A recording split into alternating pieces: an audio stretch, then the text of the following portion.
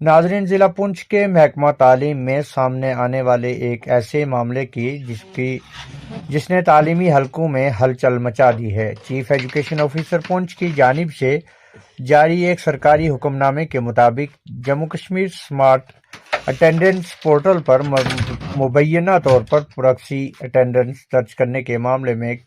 ملازمین سے وضاحت طلب کی گئی ہے۔ حکم نامے میں کہا گیا ہے کہ بعض ملازمین نے دانستہ طور پر دوسرے ملازمین کی حاضری درج کرنے کی کوشش کی، جو سرکاری قوانین اور محکمانہ ہدایت کی سنگین خلاف ورزی تصور کی جا رہی ہے۔ حکم نامے کے مطابق 11 مئی 2026 کو مڈل اسکول پی کے خان زون ساتھرا کے ٹیچر ریحان پرویز نے اسی اسکول کے ٹیچر انجم آرا کی پراکسی اٹینڈنس لگانے کی کوشش کی۔ اسی طرح 13 مئی 2026 کو مڈل اسکول رتا جبڑ زون بفلیاز کے ٹیچر ناصر احمد پر الزام ہے کہ انہوں نے تیسرے ٹیچر کلثوم فاطمہ کی پراکسی اٹینڈنس درج کی، جبکہ 14 مئی 2026 کو پرائمری اسکول گجرناڈ زون بفلیاز کی کک نازمین اختر نے محمد رفیق RRET کی پراکسی اٹینڈنس لگانے کی کوشش کی۔ حکم نامے کے مطابق Jammu Kashmir smart attendance system نے ان اساتذہ کی اس کوشش کو 3 مرتبہ مسترد بھی کیا کیونکہ چہرے کا ریکارڈ میچ نہیں ہو پا رہا تھا۔ اس کے باوجود متعلقہ ملازمین کی جانب سے کوششیں جاری رکھی گئیں،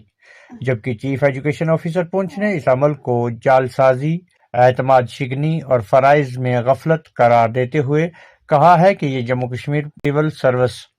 رولز 1956 کے تحت قابل سزا جرم ہے۔ اس فعل میں ملوث ملازمین کو 2 دن کے اندر اپنی تحریری وضاحت پیش کرنے کی ہدایت دی گئی ہے۔ وضاحت متعلقہ زونل ایجوکیشن آفیسر کے ذریعہ جمع کروائی جائے گی، جس کے ساتھ ذاتی رائے اور سفارشات بھی شامل ہوں گی۔ حکم نامے میں واضح کیا گیا ہے کہ اگر مقررہ وقت پر جواب جمع نہیں کروایا گیا تو یہ تصور کیا جائے گا کہ متعلقہ ملازمین کے پاس اپنے دفاع میں کچھ کہنے کو نہیں ہے اور ان کے خلاف محکمانہ کارروائی شروع کر دی جائے گی۔ ناظرین کرام، سوال یہ بھی اٹھ رہا ہے کہ اگر جدید وسائل ریکگنیشن سسٹم نہ ہوتا تو کیا یہ معاملہ سامنے آ پاتا، اور کیا محکمہ تعلیم میں اس طرح کے مزید معاملات بھی موجود ہیں؟ تو ناظرین، آپ اس معاملے پر کیا رائے رکھتے ہیں؟ کامنٹ باکس میں اپنی رائے ضرور دیں تاکہ محکمہ تعلیم کی جانب سے کی گئی کارروائی کی حوصلہ افزائی ہو سکے اور مزید